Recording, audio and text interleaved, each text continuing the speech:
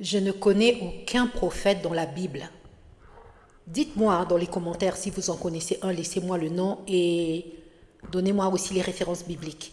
Aucun prophète que j'ai trouvé dans la Bible qui est allé dans un quelconque endroit accomplir le service pour lequel Dieu l'a envoyé, la mission pour laquelle le Seigneur l'a envoyé et qui a demandé des gains en retour. Je n'en connais pas. Je n'en connais pas. Sincèrement. Je me souviens, il y a 20 ans passés, je crois dans 24 ans, je dirais, dans les années 2001, un prophète est venu dans notre église et ce prophète a prophétisé sur moi en plein culte. Il a donné une prophétie devant tout le monde.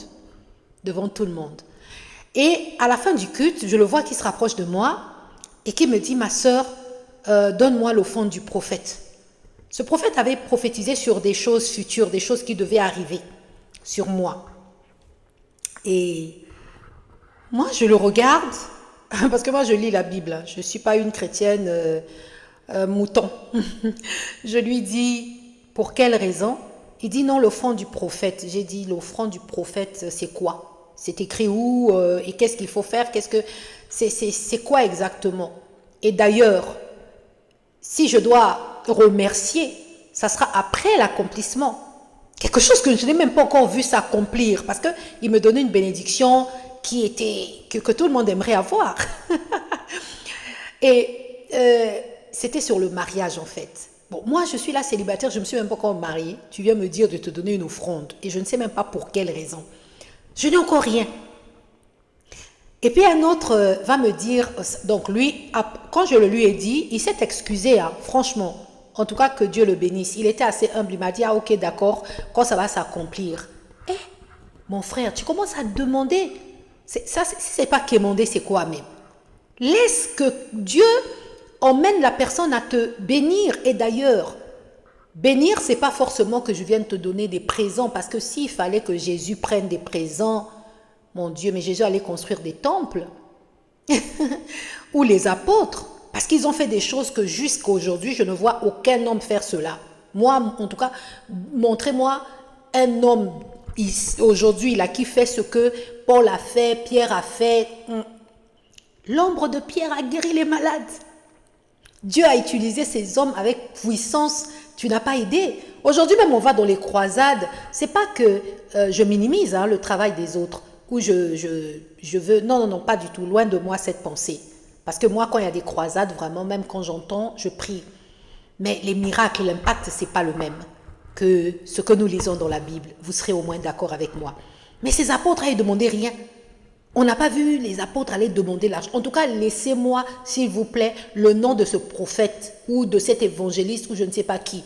Il y a un autre frère qui me parlait d'Élie. Il m'a dit, ah, tu sais, quand Élie est parti dans la maison de cette veuve-là, hein, il a demandé à cette veuve, je crois que c'est dans le livre de Un roi, il a demandé à cette veuve de lui préparer un repas avec la seule quantité de farine qui lui restait. Élie a mangé. Mais moi, je suis allée vérifier dans ma Bible, Élie a mangé avec la veuve et son enfant. Ils ont mangé tous les trois. Ils ont mangé tous les trois. Et en plus, le miracle s'est accompli avant qu'Élie ne parte. Élie n'était même pas encore parti de la maison que le miracle s'est accompli. Moi, tu veux que je te bénisse là, offrande du prophète, le miracle s'accomplit d'abord. C'est aussi simple que ça. On ne peut pas venir comme ça faire un service et commencer à demander que les gens vous donnent de l'argent. Je ne comprends pas cette histoire. Parce que vraiment, aussi loin que je me souvienne de ma vie chrétienne, ce n'est pas une vie de 2 jours, hein. Ça fait quand même une 30aine d'années où j'ai rencontré des prophètes, j'ai rencontré des apôtres, j'ai rencontré des évangélistes, des pasteurs, des diacres, peu importe. Mais je n'en ai pas vu, à part ce prophète qui voulait me demander de lui donner une offrande avant. Je voulais même aller lui chercher une chemise, je ne sais pas l'argent, hein. Mais non. Et après même, il s'est excusé quand je lui ai parlé, mais je n'en ai plus rencontré sur mon chemin. Chrétien, enfant de Dieu, lisez la Bible et apprenez à vous défendre. Il y a des loups là dehors, des gens qui cherchent vraiment à vous dépouiller. Nous sommes appelés à soutenir l'évangile. C'est aussi clair que ça, le Seigneur nous a appelés vraiment à servir avec tous nos biens. C'est la vérité, c'est dans la Bible. Mais pas à servir, à servir un homme pour lui, pour ses propres intérêts. Et combien même nous devons bénir un serviteur de Dieu, parce que cela est écrit. Nous devons même double honneur au serviteur de Dieu. Et si nous bénissons un serviteur de Dieu, nous avons béni Jésus lui-même. C'est écrit dans la Bible. Mais un serviteur mendiant, un serviteur qui commence à vous faire pression.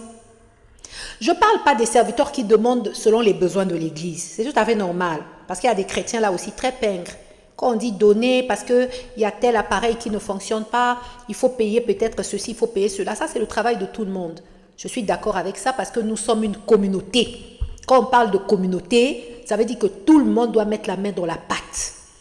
Mais cette histoire, tu es allé, je sais pas, tu es prophète, d'accord, tu es venu dans une église ou tu es un pasteur, tu es venu enseigner dans une maison ou prier pour un malade. À la fin, tu commences à demander des choses. Tu ne seras pas béni. Tu ne seras pas béni. Suivez le modèle des apôtres. Ils ne l'ont pas fait. C'est eux notre modèle. Nous devons suivre le modèle des apôtres. Pourquoi aujourd'hui les gens ne veulent plus suivre le modèle des apôtres? Parce que ce sont les apôtres là. Aujourd'hui, on ne parlera pas de l'église. Vous êtes d'accord avec moi? Donc suivons le modèle des apôtres. Parce qu'eux, ils suivent le modèle du Christ. C'est ce modèle que nous devons suivre. Le Seigneur n'a pas fait ça. Imaginez-vous le nombre de rassemblements que Jésus a fait. Jésus, les foules le suivaient. Vous avez vu dans la Bible, à la fin, Jésus demandait des offrandes. Répondez-moi seulement dans les commentaires. Hein. Parce que moi, j'ai besoin vraiment de lire vos commentaires. Jésus, les gens le suivaient. C'était des rassemblements. Il s'assoit, il se met à enseigner. Mais regardez, la Bible nous dit que dans la caisse que Judas tenait, là, il manquait même d'argent. Il n'y en avait pas assez. Les apôtres sont venus voir Jésus pour dire, mais toute cette foule a faim, nous devons les libérer, la libérer, parce qu'on n'a rien dans la caisse. Vous vous imaginez, la foule avait faim. Jésus n'a pas fait un appel.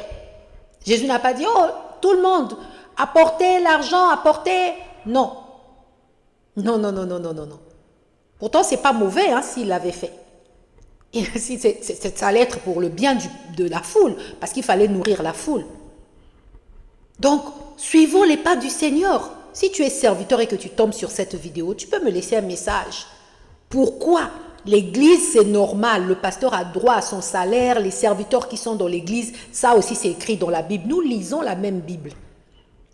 Ceux qui travaillent là à temps plein, ils ont besoin de manger, qu'on leur achète à boire, à manger, je ne sais pas. Mais tu vas faire un service quelque part. Jésus, les services, il en a fait, hein. Même les apôtres, ils en ont fait des services. Ils ne dépendaient pas des gens. Parce que si à chaque fois que tu fais un service quelque part, on doit te payer, on doit te donner l'argent, alors laisse que les gens le fassent avec leur conviction et leur cœur. Sinon, tu deviendras mendiant. Oui, et mendiant au nom du Seigneur, ça ne paye pas bien, ça paye mal. Si vous bénissez un prophète, vous allez être béni.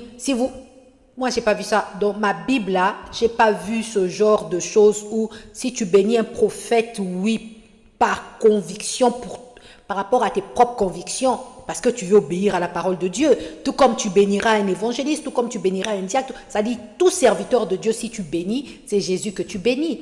Mais laissez les gens le faire. Vous n'avez même plus... Vous ne laissez même plus les gens le faire avec leurs propres convictions. On ne veut plus des serviteurs mendiants.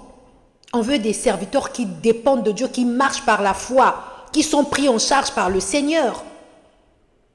Et les gens viendront les bénir par leur propre volonté et leur propre conviction. Nous voulons ces serviteurs-là. Est-ce qu'ils existent encore? Je crois que Dieu, il en a gardé un reste. Oui, Dieu se garde toujours un reste. Il y a ceux-là qui ne sont pas cupides. Parce que c'est vraiment de la cupidité. Je rends grâce à Dieu parce que de plus en plus le Seigneur est en train d'ouvrir les yeux des enfants de Dieu. Nous sommes là, nous sommes tous des frères et des sœurs dans la maison du Seigneur. Ne dépouillons pas les autres au